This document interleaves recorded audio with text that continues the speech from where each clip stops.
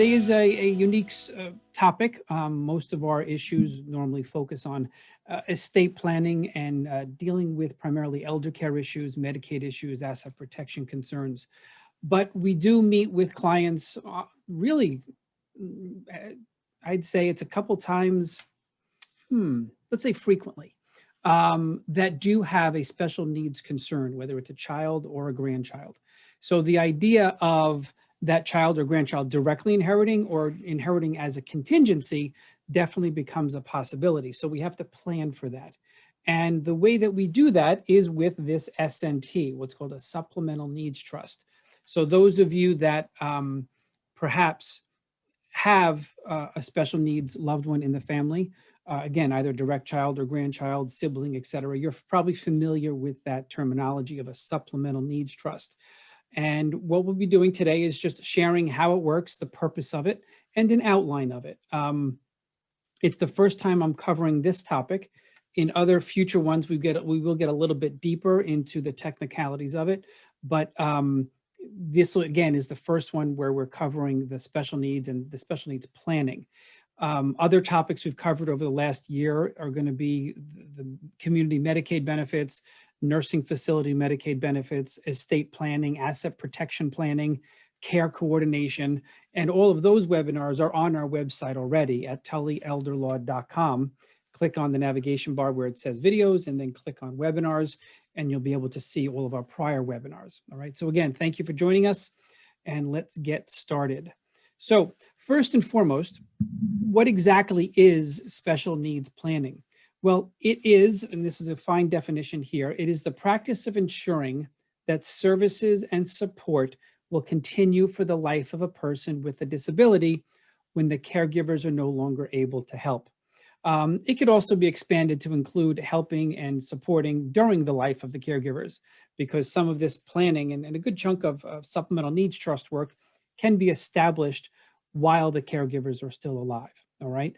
And just by way of explanation, there really is no level of disability that would require for this. It's not about the disability per se, it's about the government benefits. And I'm going to be explaining that today. So if we do have a child or a grandchild or loved one with a special need and they qualify for government benefits, that's when this type of a trust comes into play. All right. You may want to have, even if there's no government benefits, you may want to have the inheritance pass through a trust anyway for sheltering and protection and having a gatekeeper, regardless of the special need or regardless of the government program. So trusts serve a multitude of roles. But when we do have a disabled child or grandchild, and there are government benefits already or the potential for government benefits down the road, then the SNT and special needs planning become very, very relevant and very, very important. So why is it important for the family to plan for the future? And again, this is not just for the parents. This is not just the parent's obligation. If there is a grandchild or other people that may inherit within the family or extended family, it's up to each person, each client, to make sure that inheritance is not lost upon it being inherited by that special needs beneficiary, but rather is sheltered, protected, and best used for their support and their living expenses. All right. Why should a family do this? Well, what we're looking at is primarily to preserve needs-based public benefits, okay? And I'll be talking about what that exactly means, but the reality is there are some government benefits that are called means tested. They're based on how much money the recipient has in their name. So this is the perfect way to actually shelter assets without disqualifying the loved one from those government benefits. Another reason to plan for the future and think about children and grandchildren down the line is the reality that private funding may be required. So what does that mean? Well, right now, people are relying on government, or a lot of people are relying on state and federal funding for different types of programs, OPWDD, et cetera, as an example. They may not always be there. They may restrict funding. They may limit those that are eligible and those where they will be paying for benefits or allowing housing. So a family should certainly take the time to plan and do all they can to make sure there is a separate pool of money to pay for the loved one upon the parent's demise down the road, just in case the state or federal government is no longer able to do it. In addition, another reason to do it is to have a pool of money available during the lifetime of the special needs beneficiary so that different expenses can be purchased. The big picture here is the government benefits are intended to cover the basic and minimal needs of a recipient: housing, food, medical expenses, etc.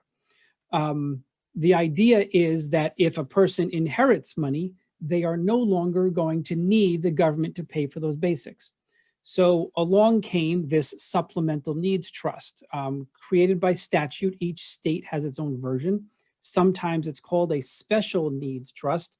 I prefer the phrasing of Supplemental Needs Trust, because the reality is the purpose of this trust is to pay for those needs that are supplemental to those, or those that supplement what the government already pays for. The government doesn't pay for an awful lot, so this Supplemental Needs Trust can supplement what the government covers. That's the terminology, that's where it comes from. And again, it's about providing lifetime financial support as needed. In addition, special needs planning can be greater than just the trust itself. There can be guidelines, there can be personal care, advocacy, what's called a letter of intent or a letter of instruction for the caregivers that will remain, or the children that will remain, or guardian that will remain. And that is the likes, the dislikes, the diagnosis, the medications, preferences, different things that will help that loved one enjoy that life as much as possible. So that those are issues and that can be conveyed to the next in line as far as that'll supply the support after the main caregivers are gone.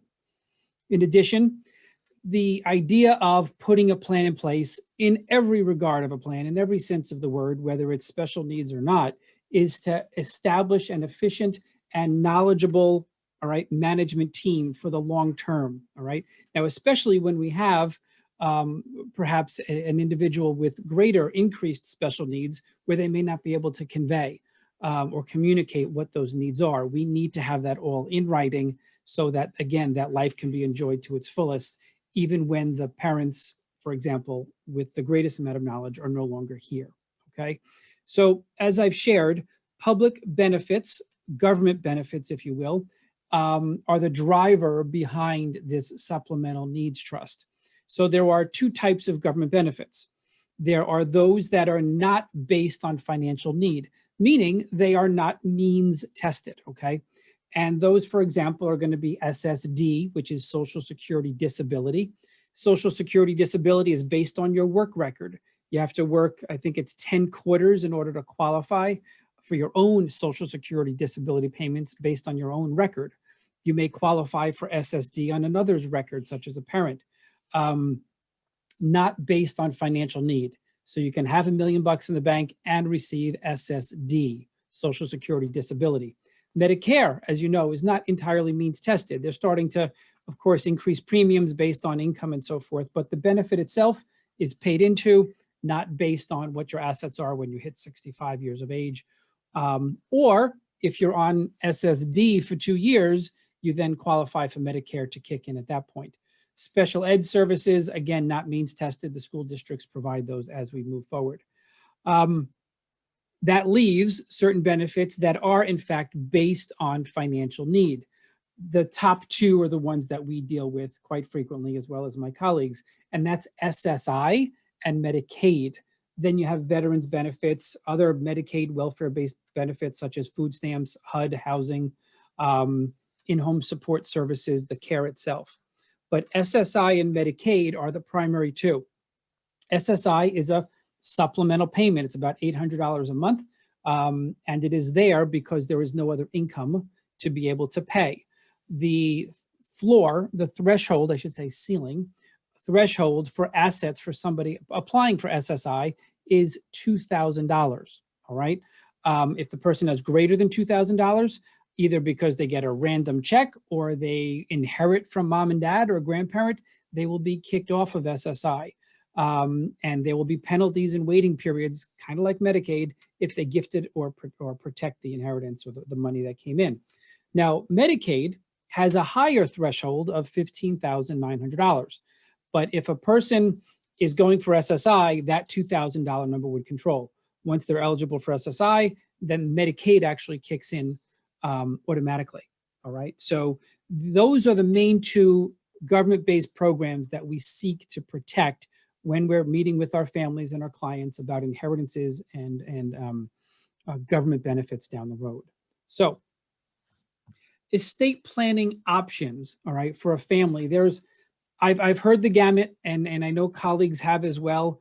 But when I'm sitting with a mom and a dad or grandparents, and they're like, okay, our child has this diagnosis, they are on this benefit, or we are expecting them to receive this benefit once they're over 18 years of age. What do we do?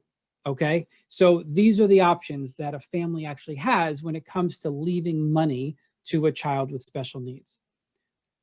Obviously, they can just leave the money outright. But as I've been sharing, that's the big red flag. We do not want a direct bequest. We do not want $100,000 going to Johnny. Why? Because that'll kick him off of the SSI and the Medicaid, because it's greater than the $2,000. Okay, so this is what happens by mistake. All right, this isn't something that should be done intentionally. The next option, which I don't think is an option, but it's an option to talk about, that families will mention, and they'll say, no, I'm just not going to leave anything to Johnny. I'm going to disinherit him. The government will pay for everything. His needs are being met. I think that's a risky position. As I shared in a previous slide, it would be good to establish a pool of money for future expenses, because I don't think we should rely entirely on the government benefit. Again, those programs can shrink, those doors can close, and what happens in 20 years and you're gone and that program no longer is in existence? How is Johnny living? Where is he living? How is he paying for this or that? So disinheritance, in my book, is not the appropriate way to go. Another option is what they sometimes call the look after promise. So for example, if there's 3 children, all right, Johnny with the special needs, and then let's say we have Susan and Robert. A lot of the time, parents will say, no, I'm not going to leave anything to Johnny. I'm just going to give it all to Susan, and she'll know what to do with it. Sometimes you can't talk families out of that. But again, it is not the best way to go. Why? Because it is not a dedicated pool of money for Johnny, and Susan doesn't have to give it to him.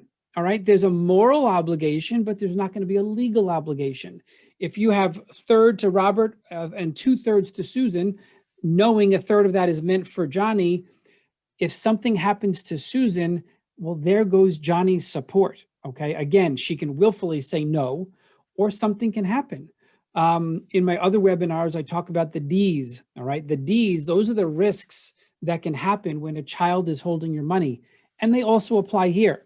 If Susan should divorce, if she should die, if she should run into financial or debt problems, she should get older, run into dementia or other illnesses, or she does something dumb. That's the last D, right? She goes and spends it. When you have this look after promise where one child is saying, yes, I'll take care of my brother, it's not the safest route to go, okay? Because of all those risks I just shared. What is safer, what is preferred is a trust, all right? It is this supplemental needs trust, sometimes called a special needs, as I mentioned earlier. A supplemental needs trust is one where it's generally geared for those, at least where I've seen the title used more frequently, when a child is actually born with a disability and you're dealing with a younger child. Supplemental needs trust is the term used in the law. It's the term I prefer to use. So a supplemental needs trust can be built into the plan. And what that is then that becomes a receptacle to receive the inheritance when the parent passes on. Okay, there's different ways to do it, and I'll talk about that in a few moments. But again, this is a trust fund built with very specific language that it is to be used to supplement, not supplant, meaning not replace the government benefits. So again, if we have $100,000 go to a supplemental needs trust for Johnny, that supplemental needs trust is a safe harbor that is exempt from the asset calculations of SSI and Medicaid. And that means that the government benefits will be kept, they'll be maintained, and you will have this pool of money with a trustee as the gatekeeper / manager. That could be Susan. Susan might have the best of intentions and she may be the best sister out there, but having her as a trustee versus an actual account owner or money holder removes all of those negative things and those risks I was sharing earlier. So God forbid she divorces or dies or becomes ill. It's not going to impact the trust money for Johnny. So this is 100% the safer way to go, is to set up a separate trust fund with very, very specific statutory language in it, so that the government agencies know this money is meant to be used to supplement the government benefits. All right. Again, there is a statute in New York State. Every state has their own version, and that statute has to be reflected in the actual trust for Johnny. Okay. One of the very important reasons you go to an attorney that knows this type of work. An estate planning attorney, a special needs attorney, an elder law attorney will get this right. Okay. As you've heard me say before, I could see a power of attorney every couple of days that has mistakes in it that we have to update. When I sit down and look at supplemental needs trusts, I have my fingers crossed the whole time, hoping I see all the right language in it. All right. So again, it's not something you mess around with. It's not something you just, go to a certain attorney because they're the cheapest. You want to go to an attorney that knows what they're doing when it comes to special needs planning and government benefits and future planning. Okay.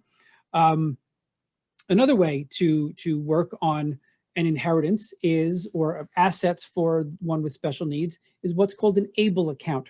Started in New York about 7 years ago. And it is a separate account, again, created by statute. It's similar to a 529 account, but for those with disabilities. They have a debit card, they have access to money, so there does need to be a certain level of functioning, and if to use the debit card, that is. And it can be used in addition to a supplemental needs trust. Now, if you see in the italics there, www.able, ABLE-NRC, stands for nationalresourcecenter.org, ABLE NRC. That is just a nice grouping of information where you can get all that you need, and it's pretty much so a neutral source. Otherwise, you're working with the individual financial institutions that open up these types of accounts. So I like that New York has its own page regarding Google New York ABLE accounts. But again, it's a financial account. It's not something that we establish as attorneys, but it is another important tool. All right. So let's talk a little bit about the supplemental needs trust with some more depth. Okay. There's 3 different types of supplemental needs trust that I'm going to talk about. The first one, forgive me, is what we call the first party supplemental needs trust. Now, this is where it can get a little confusing. First party means it is actually the disabled individual's money. They are the first party. It is their money, and they want government benefits. So the law allows, excuse me, the law allows the creation of a first party supplemental needs trust for the money of the disabled individual to be transferred into it so that they can either get or maintain government benefits. Where we see this happen, unfortunately, too frequently, is when an inheritance comes to a disabled beneficiary, which is a direct bequest, like I mentioned a slide or two ago. There's no SNT, and the disabled beneficiary just gets the check, and now what? This is the type of trust that can be used to preserve the government benefits. It is not perfect. It is not the preferred route by any stretch. So let me explain it. It is a vehicle to protect the assets, all right, as I was sharing, to protect the assets for the person with the special needs. Income and assets from within the SNT will entirely be available, just like an SNT in general, to pay for those needs that supplement the government benefits. It does maximize, it allows the beneficiary to actually receive the government benefits and to pursue any other benefits that may be available or may become available. And again, primarily it's SSI and Medicaid. But this is the stinger. all right? With a first party SNT, the government doesn't have to let you set this up, okay? The government can say, the law can say, you have this money, you are not qualified for government benefits, game over. But instead, the law actually says, we will allow you, because you need the government benefits, to set up a first party supplemental needs trust. It used to be established solely through a parent or a grandparent or a court or a guardian.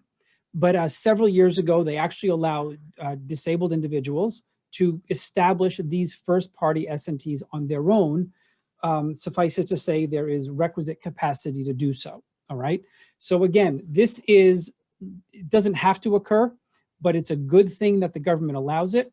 But there's a trade-off. The quid pro quo is, we will let you keep your government benefits, and we'll let you put your assets into this first party SNT, typically an inheritance. But last bullet point, there will be a payback to New York State when you pass away for whatever money is left, okay, up until the amount they paid for Medicaid, all right? So if there's $100,000 that comes in as a direct inheritance to Johnny, he's going to get kicked off of benefits unless he does something and establishes a first party SNT. Let's say he lives for 30 years and he uses $99,000 of that $100,000. There's $1,000 left. The government has paid, let's say, $500,000 worth of Medicaid during those last 30 years. They will get the $1,000 because that's what's left. Doesn't go to children or spouse or other family members. That's just an example. If we have a significant inheritance, several $100,000, then perhaps Medicaid will be there paying for X amount of years. They can get tens of thousands of dollars as a payback. Again, this is the crisis. This is the Band-Aid. This is not the way to properly plan for a loved one with special needs. The right way to do it is what we call a third-party supplemental needs trust, okay? That is the vehicle to manage other people's assets, a third party, all right? Typically a parent or a grandparent. So again, Johnny, Susan, and Robert, mom and dad are there. Johnny has special needs. The parents come in to set up a plan. They can include a supplemental needs trust in their will or existing trust, or they can set up a separate supplemental needs trust, which I'll talk about in another slide or two. But because we're talking inheritance money, before it ever touches Johnny's hands, that is considered third-party money. It's not Johnny's money yet, and therefore we can have that money not go to Johnny, but go to a third-party SNT, all right? So therefore, it never touches Johnny's hands. We don't have that quid pro quo. It's never Johnny's money. You do not have the payback. This is the way to do it, a third-party supplemental needs trust, okay? Again, income and assets are completely available at the trustee's discretion, subject to distribution terms. Again, just to reiterate, the benefit of the S&T is these monies inside the trust are to be used to supplement, not supplant, not replace the government benefits. In other words, the S&T is to be used only for things the government doesn't pay for, all right? 100% allows Johnny to maximize and maintain his government benefits, keep the SSI and Medicaid, and as I shared rather enthusiastically, there is no payback to the state for the Medicaid benefits, all right? Because this is a family that did the planning in advance proactively, all right? This is the way to do it. As my Mandalorian friends would say, this is the way, okay? Now, let's talk a little bit more depth about this. There are different ways to set up your third-party SNT, okay?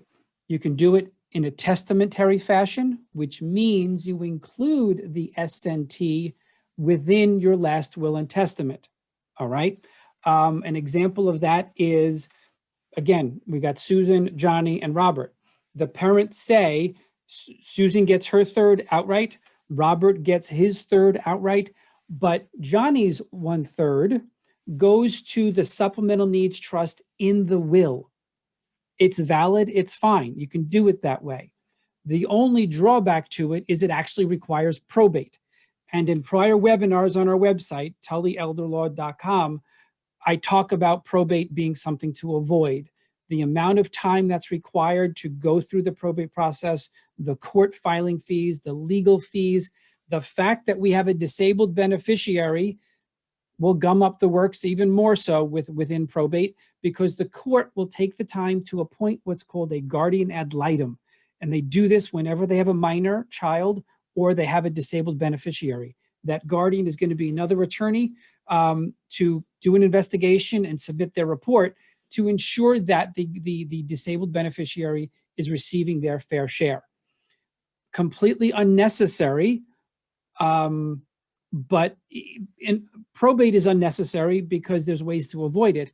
But if you do not intentionally avoid probate, then you're going to have to go through the probate proceeding, and that guardian ad litem is going to be appointed. The time delays, more costs, even more costs. Everything being public as well, because it is a testamentary plan, a last will and testament plan. So certainly doable, better than doing nothing. But again, avoid probate if you can. Then we have these fancy words here, inter vivos, all right? So that is another way to establish a third-party supplemental needs trust. For those of you that remember your Latin or you figured it out yourself, inter vivos means during life, all right? So that means, and this, by the way, this is the preferred way to set it up. The parents of Johnny can establish a supplemental needs trust during their lifetime, inter vivos. Again, third party, inter vivos, supplemental needs trust. That's the gold standard as far as planning in this regard. Okay, that's the best of both worlds, because you're establishing a trust fund during your life that you can start putting money into, and the trustee, typically the parents, can start to use to pay for Johnny's supplemental needs. Now, that's not the only way to do it. Of course, the parents can still pay for items themselves. But what you're doing is creating this bucket of money for them to start depositing little by little, year by year. But you're also setting up a fund, a bucket, for other people to leave money to Johnny. So you say, okay, grandparents, we have this inter vivos third-party trust set up for Johnny. Put this in your will, because that's where the money will go, all right? Do not, grandma, grandpa, leave money to Johnny directly, because he's on government benefits now, or he will be on government benefits when he's an adult or when we're gone. So you tell the family this receptacle exists so that they can update their wills and trusts. Inter vivos third-party supplemental needs trust. Again, it's a lifetime setup, so you can start funding it, building the money for Johnny.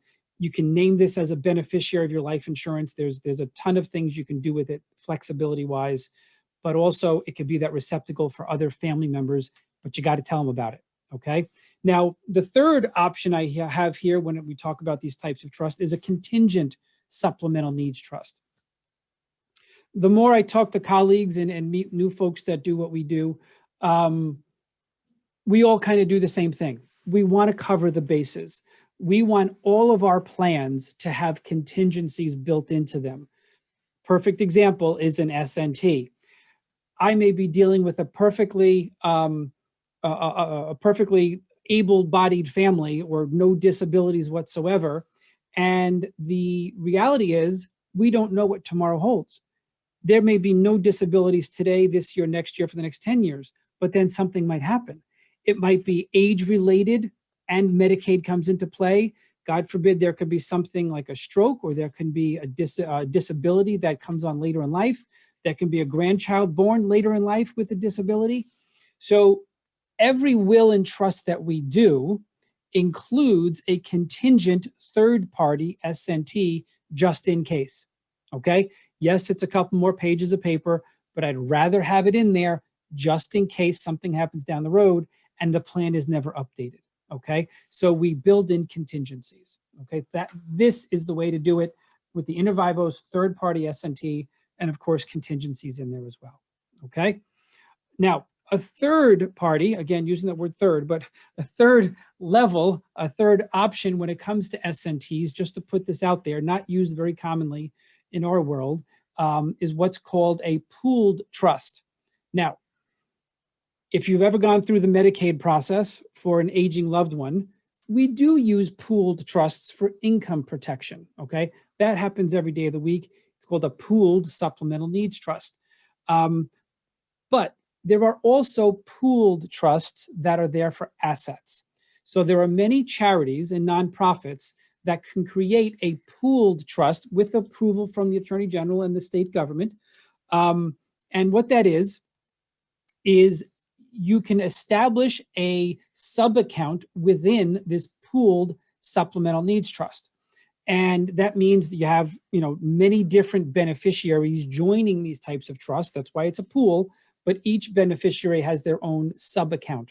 Where we've seen this come into play, apart from income in the long-term care Medicaid world, is when we have a smaller inheritance coming in and we can just have a first-party trust established that way, all right? Very valuable, have been around for decades, and we work with a couple different reputable organizations that can do this, but it's just another option, okay? Yes, there can be the payback typically to the state, but it may also go to the underlying charity because, again, this isn't a third party, all right? So definitely an option to be considered, to be spoken about. The preferred route for most families, not all, is going to be a third-party supplemental needs trust done during lifetime inter vivos. But again, that's not everybody. And it's not every client we've had. We have some clients that go straight for those pooled trusts because perhaps they don't have other siblings or family members to be a trustee or to be a guardian. So there's other reasons to use those charities. So what can go into a supplemental needs trust? Literally anything. Some assets are going to be a little more flexible and usable, if you will, but you can leave the home in a supplemental needs trust, or a supplemental needs trust can have cash and they can purchase a home, all right? Investments, stocks, bonds, mutual funds can go into a supplemental needs trust. Retirement accounts can, but you just got to be careful on how you do it. A retirement account, as you know, has those annual distributions, what are called RMDs, required minimum distributions, once you hit 72 years of age. And those have to come out every year. But the purpose of a supplemental needs trust is to withhold money until we have a need, right? A supplemental need. So that all has to get mixed together. It can work. You can have the trust accumulate those distributions and only pay them out when that supplemental need exists. But again, it gets a little more complicated, but it is doable. A favorite asset that we like to see within supplemental needs trust is life insurance. The house may or may not be needed, and you may have to go through the business of selling it. A retirement account, such as an IRA, you're going to have taxation issues. You got the technicality issues of the distributions. Or you can have life insurance, which is just cash, non-taxable, no restrictions as to who gets it, who can use it. It gets paid into the supplemental needs trust. And this life insurance is going to be that bucket, that pool of money that can help if New York State starts to lessen programs or limit programs, or there's other programs that your loved one can't get into. Having $200,000, $300,000, $400,000, $500,000, $600,000, $700,000 available just in case in a third-party supplemental needs trust, it's there for Johnny for the rest of his life. It's so you can sleep well at night and know that there's going to be a pool of money to help take care of him and support him for the balance of his life with a trustee that you select. And it's third-party money. There's no payback. At the end of it all, at the end of the day, it goes to Robert and Susan, the siblings, okay? So this is all part of the plan. Certain distributions, and I've said supplemental needs, but here's just some examples. Medication and medical equipment not covered by Medicare or Medicaid, any type of insurance premiums, personal assistance, not necessarily an aide, but somebody that can help with other items, coaching, job coaching, home renovations for accessibility, counseling, case management, entertainment, sports tickets, events, concerts, furniture, home appliances, clothing, school, tuition, camps, cell phones, iPads, computers, internet. So it's there. I've heard it say in the past that it's like a parent's pocketbook. It's everything the parent would pay for if they were around. All right, you can think of it that way. Costly mistakes to avoid, and I think we're going to wrap up after this. Apart from the direct bequest, like I said earlier, there are certain things to look out for. Some of them are going to be obvious to you, but we don't want you to fail to plan for yourself. We want you to put together a plan. You hear me use the word in advance all the time. We want folks to plan in advance, before the crisis, before the need. So number one, don't fail to plan. Number two, again, I mentioned this a couple minutes ago. I think disinheriting the child is a big mistake, considering the economies and what the governments have as far as budgets and programs.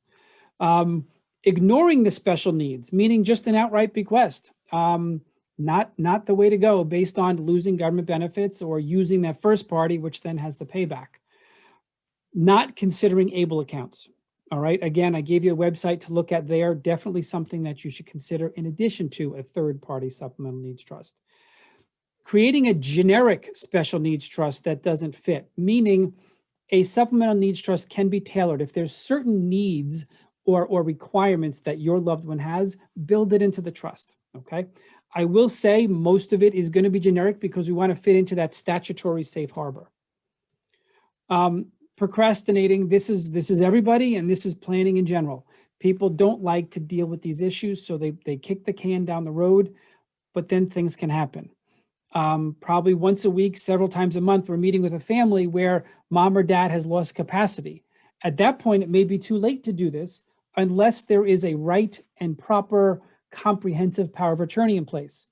You know, a legal Zoom power of attorney, an attorney, power of attorney done by your real estate attorney may not be sufficient.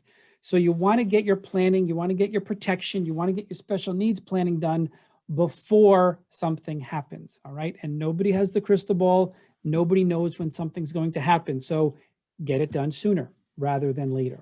All right. Number 7, failing to invite contributions from others to the trust. As I shared, you set up an inter vivos third-party supplemental needs trust to tell grandma and grandpa. This is the name of the trust. These are the guys that did it. You have any questions, you can call them directly, but just put this name in your will.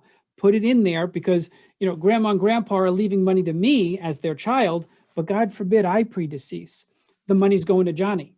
So you want to make sure grandma and grandpa and others always update their plan and say, if you want to start doing Christmas gifts or holiday gifts, birthday gifts, start funding it in the trust now.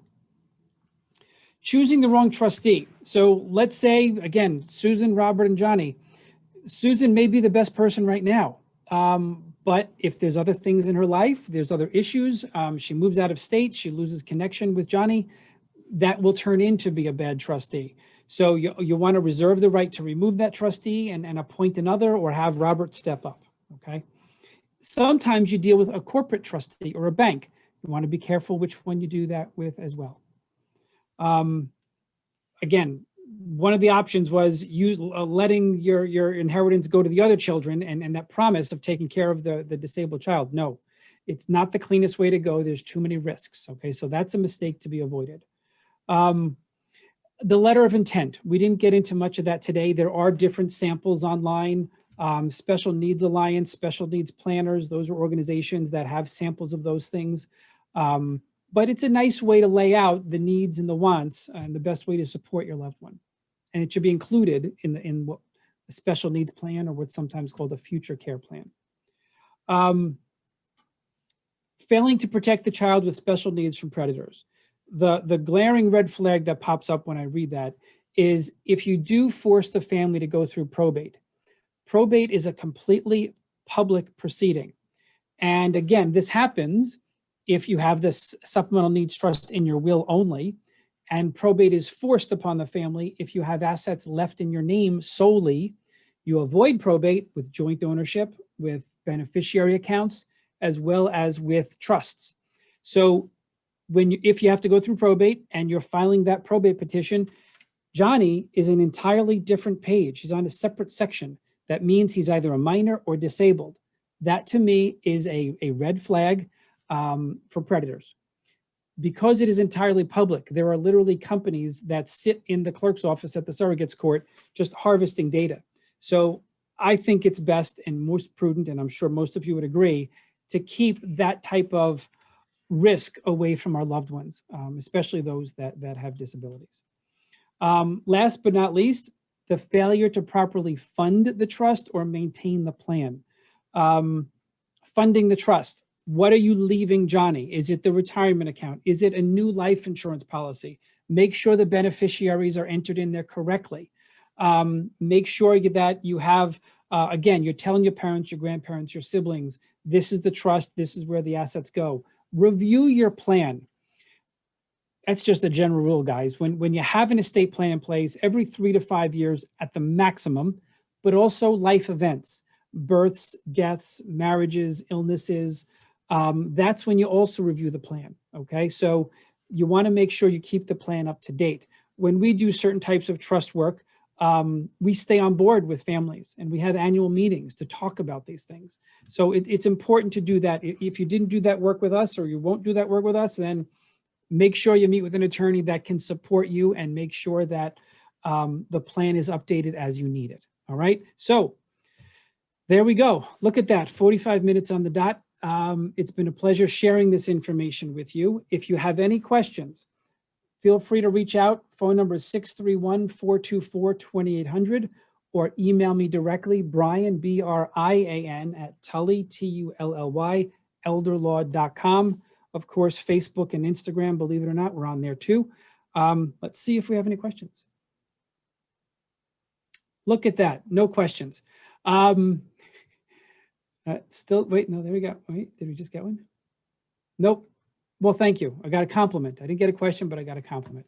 Again, thank you. We wish you the best. Stay well, get ready for summer, and enjoy it with your family. Thank you very much. Okay, bye-bye.